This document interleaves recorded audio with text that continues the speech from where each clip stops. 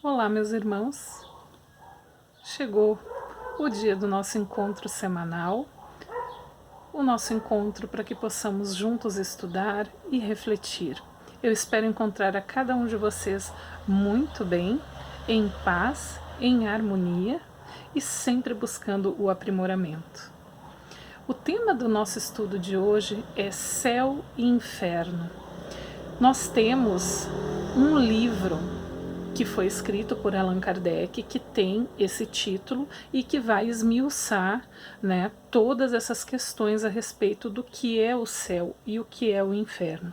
Hoje nós vamos fazer, obviamente, pelo tempo que temos, um breve comentário a respeito, para que a gente possa, então, iniciar a nossa compreensão e para aqueles que já leram a obra, poder aprofundar um pouquinho mais e tomar conhecimento de algumas questões. E é importante fazermos essa reflexão contínua, continuarmos estudando. As dúvidas são sempre muito importantes para que a gente possa, além de aprofundar o conhecimento, realmente evitar os equívocos. Então, vamos conversando para que a gente possa alcançar essa compreensão maior. Então, céu e inferno.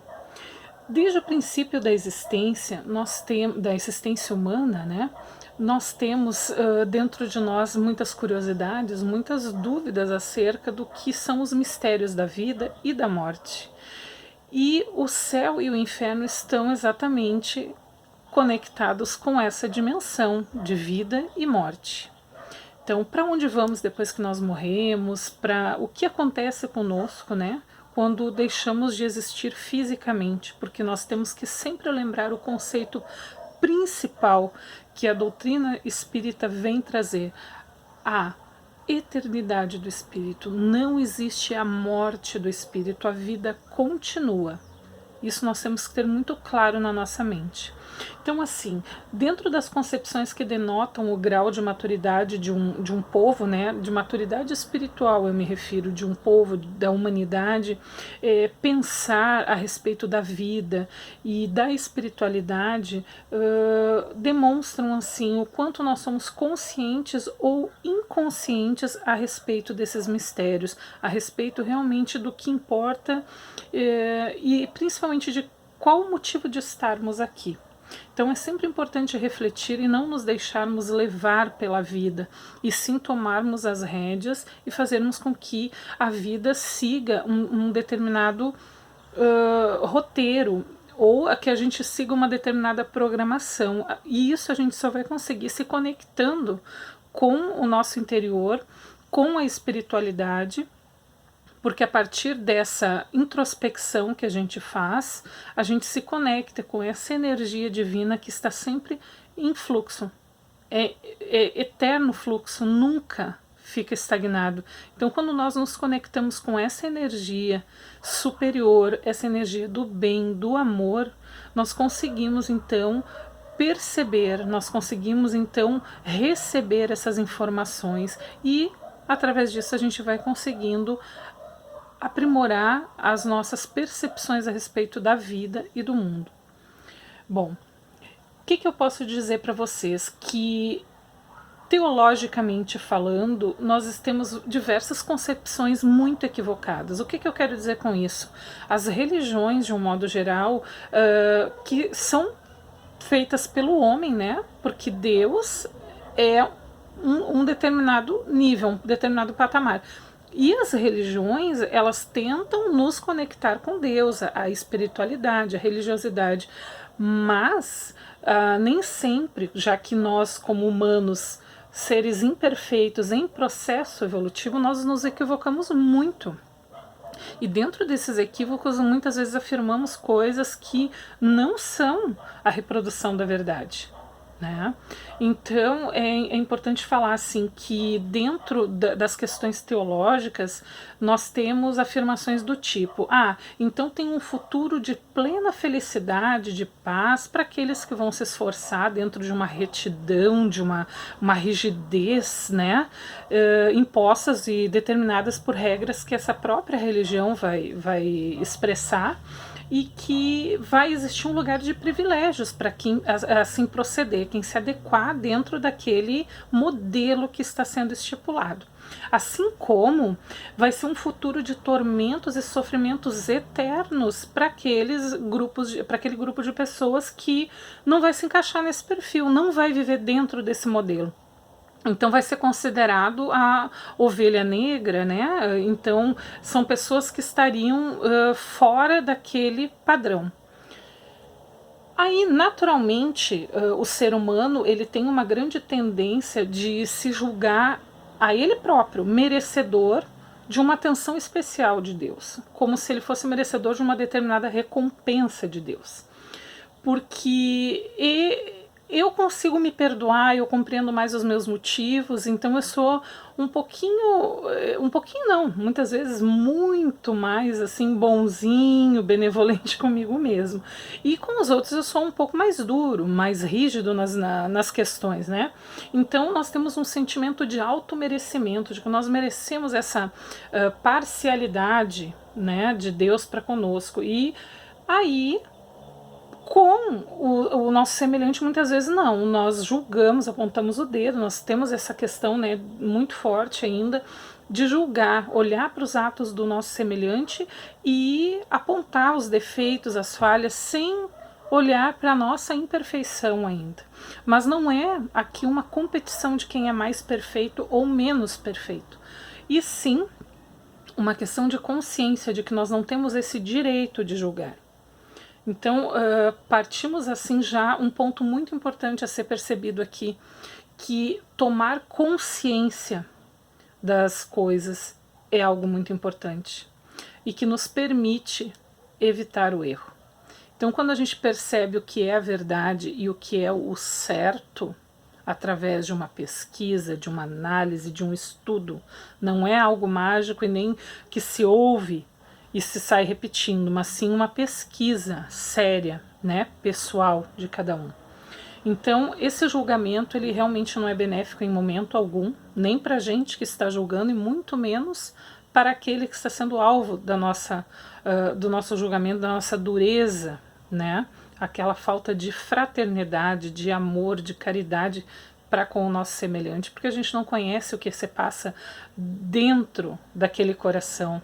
Não sabemos, por mais que aparentemente a gente veja uma imagem, o que tem por trás daquela imagem é muito mais. E aí a gente muitas vezes só está julgando aquela pequena fresta que a gente consegue visualizar.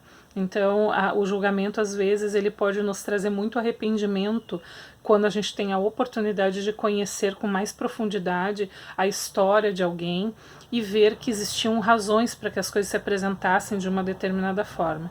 Mas, enfim, o que eu quero dizer é que o julgamento, ele não é, de forma alguma, uma boa ação, né? Algo que a gente deva cultivar, em resumo.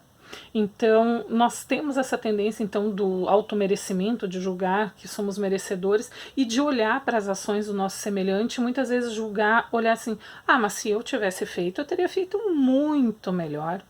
Então, e por que não fez? Pelo menos aquela pessoa está tentando, ela é passível de erro, porque nós ainda não somos imperfeitos, como eu falei no início. E se nós somos imperfeitos, nós vamos falhar em muitos momentos. O importante é que o objetivo maior não é que não falhemos, mas é que tentemos. Então, independente de se vamos errar, se vamos tropeçar, o importante é levantar e seguir a caminhada. E não nos apegarmos, tenho que ser perfeito, não posso errar. E o fato de nos apegarmos na perfeição das nossas ações, muitas vezes é o grande empecilho que nos trava a caminhada. E aí ficamos estagnados porque temos o medo do erro. Então erramos, admitimos, reconhecemos, porque não estamos num julgamento, né? É simplesmente a tentativa, o esforço de ser melhor, o esforço de conseguir dar um passo rumo a essa evolução pessoal, né? Esse aperfeiçoamento pessoal. Então, essa questão, essa dureza para conosco, para com o semelhante, é algo importante que a gente precisa refletir e soltar um pouco as rédeas e relaxar um pouco em relação a essa tentativa, essa necessidade de estar sempre dizendo o que é certo e errado. Calma, nós não temos o conhecimento total das coisas, muito pelo contrário, a nossa visão é muito parcial, muito lateral, a gente não tem a condição aqui de ter a noção de todas as razões, todos os motivos, então é melhor a gente se calar do que falar uma grande bobagem e magoar pessoas ou até acabar criando uma concepção errada, passando uma imagem errada de alguém para outra pessoa, e isso vai se reproduzindo. Então as palavras têm uma força muito grande, a gente tem que pensar que a gente pode prejudicar uma vida por causa das nossas palavras impensadas. Bom, então, falando sobre a morte, né, a partir dessa questão, né, do julgamento, da gente se achar muito auto-merecedor de todos os bens divinos, né, a gente tem que pensar assim, ó, que a partir desse conceito, no momento da morte, os espíritos eles seriam classificados para os seguintes lugares. Então temos 2 lugares para enviar as pessoas. E aí, conforme o tipo de pessoa, se ela se encaixa na categoria A ou na categoria B, ela vai ser mandada então para o céu, se ela viveu dentro daquele modelo que foi estipulado dentro daquela religião, e ela vai ser mandada para o inferno se ela for aquele grupo que vive exatamente ao contrário do modelo que foi estipulado. Bom, o céu, o que seria nessa concepção teológica? É um lugar de beleza, de felicidade, de riqueza, fartura, de paz, de muito descanso e também com um lugar de recompensa para os considerados justos. E o inferno seria o lugar, então, de trevas, de sofrimentos infindáveis, como uma punição para aqueles que são considerados os ímpios, aqueles que são as pessoas que não vivem conforme aquela verdade. Essa é a concepção que nós teríamos. Porém, o que acontece é que a responsabilidade moral pelos atos da vida é total. Então não importa se nós atendemos um determinado modelo de procedimento na vida imposto por uma religião ou por uma crença que seja, porque na verdade nós temos a responsabilidade sobre as nossas ações, nós temos a responsabilidade sobre tudo aquilo que nós pensamos e que nós fazemos, o que nós sentimos, e nós já falamos sobre isso, sobre o que é a vibração do pensamento, o que é a vibração dos nossos sentimentos e também quais as consequências dos nossos atos.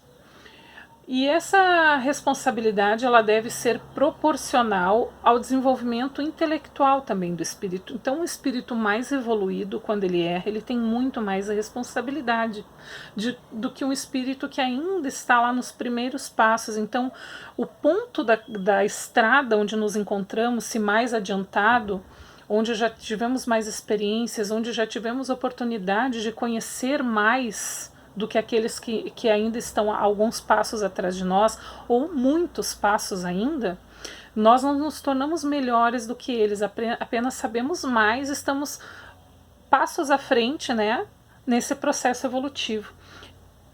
É maior a nossa responsabilidade. E quando nós estamos lá no início, nós vamos receber a responsabilidade na mesma proporção do que sabemos, da consciência que adquirimos.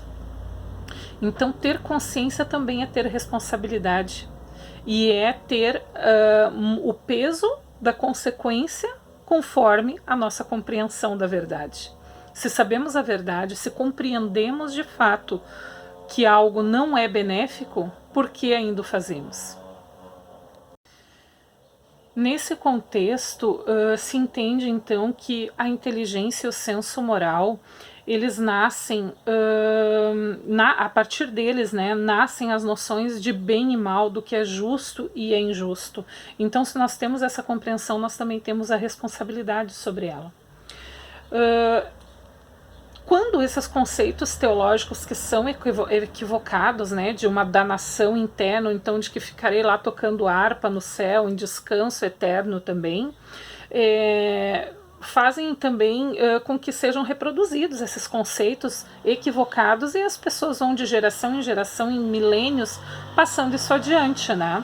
E a partir disso a gente acaba crendo que céu e inferno são lugares exteriores ao homem, são lugares como se fossem lugares físicos, né? Então eu saio daqui e vou para lá, saí da terra e vou para o céu, saí da terra e vou para o inferno. E as coisas não são exatamente assim. A grande verdade é que o céu e o inferno eles são lugares para onde nós vamos após a morte do corpo físico, né, em que o espírito se vê liberto do corpo físico, porém ele deixa esse mundo corporal, que era composto de espíritos encarnados, para ir para um mundo espiritual que é formado por espíritos desencarnados. E esses seres que são do mundo corporal, eles têm uma, digamos assim, esse envoltório material e o nosso, que é o nosso corpo nos mantém preso à Terra. Então, o fato de estarmos encarnados, nós estamos presos aqui nesse corpo, nessa experiência. A gente se mantém aqui para viver porque é importante, existe uma razão para estarmos aqui. E se estamos aqui, independente das situações que nos apresentam, o importante é manter a fé de que existe uma razão para estarmos aqui, mantermos o nosso processo de estar sempre em estado de oração, sempre em estado de vigia, para que a gente possa se manter em equilíbrio, né? Porque muitas vezes temos desafios mais complicados, mais difíceis, mas temos a força. Se estamos vivenciando uma situação é porque nós temos a força moral, nós temos a energia e a disposição dentro de nós. Nós só precisamos conseguir canalizar esses fatores e fazer com que eles realmente trabalhem a nosso favor. Então, é muita fé, é muita oração e muita vontade de realizar aquilo que foi planejado, porque tudo está planejado. Obviamente, temos o livre-arbítrio de decidir não realizar aquele plano, mas a gente vai estar protelando para um outro momento realizar e resgatar as questões que precisamos. Mas temos ainda esse direito. Só que, por que atrasar? Se a gente já está aqui, levou tanto tempo para planejar, tanto tempo, tantas pessoas envolvidas, né, tantos espíritos envolvidos nessa situação que se apresenta para que tudo se desenvolva, aí nós vamos ter que esperar mais uma vez por uma outra oportunidade que pode demorar muito. A gente não sabe, né? Às vezes, para tu conseguir reunir todos aqueles espíritos num determinado momento, são centenas de anos ou até mais. Então, o momento é agora, não é depois. A gente tem que lembrar disso também. O momento é agora. Se está assim, é porque é agora. São essas as pessoas, sim, são essas as pessoas que eu precisava para realizar a minha missão. Outra coisa, assim, ó, o mundo espiritual, já que a gente está preso aqui, então vamos entender, deixa eu retomar. O corpo físico, ele mantém o nosso espírito aqui na Terra, porque ele está utilizando esse veículo para se manifestar aqui. Então nós ficamos, o corpo físico fica preso à Terra, é aqui que ele se manifesta.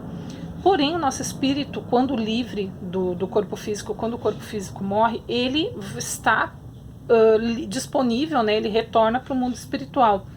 Só que o mundo espiritual não é um outro lugar. Ele está aqui agora numa outra vibração.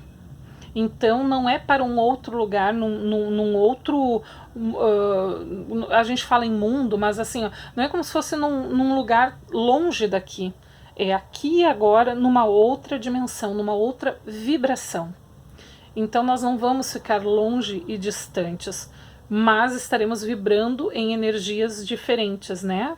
Falo de corpo, de expressão. Então corpo físico, corpo espiritual são expressões diferentes desse espírito que usou um para se manifestar numa experiência terrena e depois retorna para o que ele é de fato, para a morada verdadeira, que é a casa espiritual. Vou até comentar sobre o que Buda fala, né, sobre céu e inferno, para a gente ter a dimensão de outras religiões. Eu acho importante a gente fazer esse contraponto. Então, assim, ó, céu e inferno para Buda não são lugares aos quais alguém é enviado após a morte, mas são atitudes mentais. Então, presta atenção, atitude mental. E a gente pode experimentar essas atitudes mentais aqui e agora. Então, são os nossos pensamentos. É a energia onde eu me coloco através dos meus pensamentos. É o que, através do meu pensamento, eu acabo sentindo. eu acabo vibrando e emanando para tudo que me cerca e para todos que me cercam. Então, Buda, né, a doutrina budista fala que seja feliz e você está no céu. Fique chateado e você está no inferno. Aqui e agora, encarnado. Esse é o céu e o inferno. É a atitude, é aquilo que tu escolhe vibrar. Então eu vibro em felicidade, eu vibro em tristeza, porque aquilo que tu vibra é aquilo que tu atrai. Ah, mas tudo acontece de ruim para mim. Mas o que eu estou vibrando? Eu realmente estou me esforçando para vibrar numa energia diferente. Claro que a gente tem que levar em consideração que estamos em processo de aprendizagem, mas a gente também tem que fazer esforços. A gente não pode achar que as coisas vão se modificar se a gente só ficar no lamento. A gente tem que ter um esforço. Muitas pessoas passam por situações dificílimas, complicadas, com familiares que vêm a falecer. Muitas pessoas ficam sem nenhum familiar, mas eles encontram amigos, porque a família também é transitória, porque somos todos irmãos, lembrem-se disso. Então, eu tenho esse pai, eu tenho essa mãe, eu tenho esses irmãos, mas eu tenho todos os meus outros amigos que também são meus irmãos. Então a gente tem que lembrar que a gente precisa estar unido e não apegado. A gente tem que compartilhar, mas não se apegar, porque o apego, ele não é uma expressão positiva do amor. Ele é uma expressão de desequilíbrio. No islamismo, eles falam no paraíso como um lugar também de recompensas, reproduzindo, é isso que eu estava falando antes, né? Essas questões teológicas que trazem como o paraíso sendo a recompensa dos justos, né? Inclusive, dentro do islamismo, se fala na riqueza, na fartura, né? Tudo de melhor, assim, tudo que tu gostaria de alcançar, digamos, materialmente, né? Então se transfere para o céu. E aí, além disso, se fala em que esses fiéis, né, justos, receberiam também 80 escravos e 72 virgens após esse juízo final.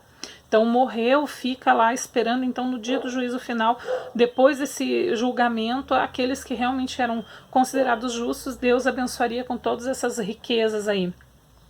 Nossa, ter escravos, né, lá no paraíso, me questiono eu se realmente é algo que viria a acrescentar na nossa evolução, porque escravizar alguém não é considerado algo bom de jeito nenhum, em nenhum momento isso é algo positivo, mas são concepções, né, e que demonstram o que eu falei lá no início, a maturidade espiritual de um determinado povo, de uma pessoa. Então são coisas que a gente também vai observando. Tem um livro que é A Divina Comédia, de Dante Alighieri, que ele fala também sobre os infernos, fala sobre o céu, o paraíso, né, no caso, que seria o céu. Então esse livro está dividido assim, em 3 partes, que seria inferno, purgatório e paraíso. E aí ele descreve esses níveis, mas assim eu não vou me adentrar, mas seria interessante se alguém quiser, né, aprofundar o conhecimento.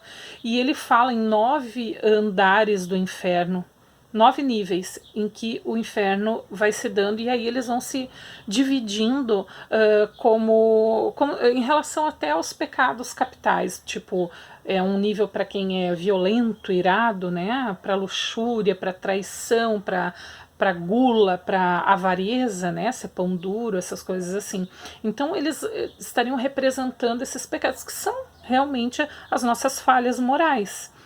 É um livro interessante para se ler a respeito dessas questões, esses níveis, né, de inferno. E a Umbanda, ela afirma que não existe uma divisão de céu e inferno, e sim diferentes regiões astrais conhecidas como faixas vibratórias superiores e inferiores. E também dentro da Umbanda fala que existe um equívoco, porque como se faz uma referência utilizando os termos superior e inferior, as pessoas entendem como em cima e embaixo, mas na verdade é tudo aqui, né? Essas faixas vibratórias, elas estão localizadas no nosso plano físico e dividem conosco o mesmo espaço astral. Então essas regiões umbralinas, que a gente chama, elas são estados psíquicos nossos. Então se coloca muito semelhante ao que a visão espírita traz, né? Então é um estado psíquico, é um estado mental, que para onde nós vamos nos transportar de acordo com o que nós julgamos, como nós nos julgamos, o nosso próprio julgamento, então a consciência, a nossa culpa, né? Pelas nossas escolhas e atitudes enquanto a gente estava encarnado. Então, o que a Umbanda está querendo dizer aqui? Que através do nosso próprio julgamento, ou seja, a nossa própria consciência, a gente vai se culpabilizar, nós vamos nos sentir culpados e nós próprios nos condenamos a um estado mental de inferno, de punição, de sofrimento, que a gente se acha merecedor disso, né?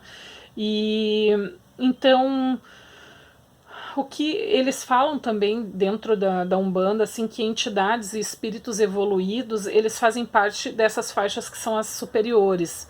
E aqueles, como é que se diz, que seriam os de esquerda, né? Eles estão num grau de evolução diferenciado das inferiores. Eles não estão nas inferiores.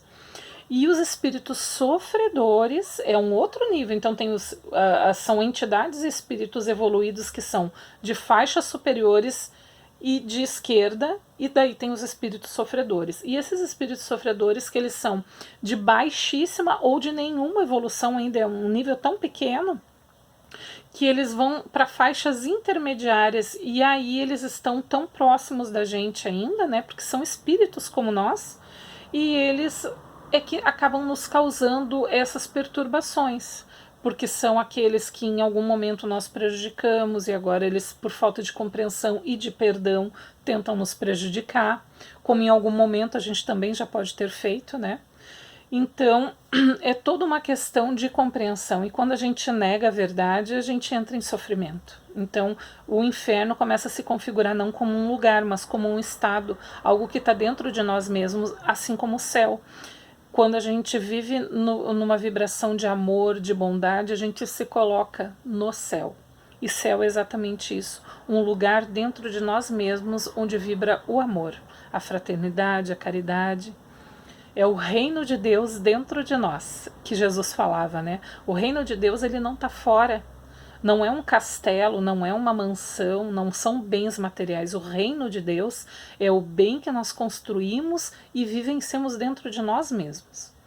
Então, na visão espírita, o inferno se trata de um estado da alma que é transitório, né? Porque não é algo infindável, e sim algo que vai levar o tempo necessário para que a gente tome consciência e aí mude as atitudes, mude a vibração. Então, enquanto a gente diz respeito a essas leis de equilíbrio e harmonia que sustentam o universo, ou que a gente permita que prevaleça no nosso íntimo a rebeldia, a revolta, o sofrimento, a angústia e todos esses sentimentos que vibram de uma forma negativa, a gente está vibrando exatamente no que é essa energia que a gente chama de inferno. Né? Então a gente tem que desmistificar que, meu Deus, existe uma coisa assim terrível, e é terrível porque nós a tornamos terrível, mas não como essas questões que a gente vê, né, dentro de algumas crenças, né? Então a gente tem que entender que nós mesmos criamos a nossa realidade. E o céu seria exatamente o oposto disso, né? Em que a gente se coloca num estado de vibração amorosa, fraterna, de compreensão, de muito amor, né?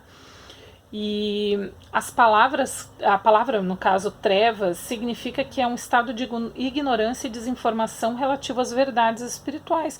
Tu está nas trevas, tu estás na luz, tu está no conhecimento, a luz do conhecimento, né? A gente vai fazendo referências e lembrando de coisas que a gente já leu, que a gente já ouviu falar também. Então, trevas é a ignorância e luz exatamente é o conhecimento, é o saber, é o desvendar. E o inferno, então, ele correspondendo, né, como uma oposição aos céus, e ele está em oposição às leis de Deus. É tudo que é oposto às leis que regem o universo, as leis naturais que a gente vê lá no livro dos Espíritos, que a gente estuda cada uma delas, a lei do progresso, a lei do trabalho, né? Tem tantas preciosidades, a riqueza, tá tudo ali, é só a gente realmente abrir o nosso coração, a nossa mente, para que a gente possa compreender e internalizar essas verdades e tentar de fato viver de acordo com elas, né? E se a gente vive de acordo dentro desse equilíbrio, só há bem, né? Só há felicidade. Então, o céu está dentro de cada um de nós e é uma conquista interior. Então, como eu falei antes, exige um esforço. É uma sensação de dever cumprido para conosco mesmo. E que nos faz sentir felizes, satisfeitos e que a gente vibra numa energia positiva. E esse sentimento é para caso a gente esteja encarnado ou desencarnado. Então, veja que não é só quando a gente desencarna que a gente vive o inferno. A gente pode viver ele aqui e agora. E depois continuar, se a gente não muda, se vive dentro dessa rebeldia. E o inferno, Jesus dizia nas suas pregações que a alma culpada sofreria tormentos em culpas para que ele pudesse se depurar. Então, combina com a mesma ideologia, né, o mesmo princípio que a Umbanda falou ali quando eu comentei, que é um estado mental que a gente se coloca porque a gente se sente culpado, porque no fundo a nossa consciência, o nosso espírito sabe a verdade. Então ele se sente culpado e assume essa culpa e se pune. Então não existe um Deus punitivo, porque Deus é todo o amor. Deus é a expressão do amor. Ele não pune os seus filhos, ele ama seus filhos e deseja que eles avancem, para que eles realmente se aproximem da perfeição e possam viver nas virtudes amorosas de Deus, viver a imagem e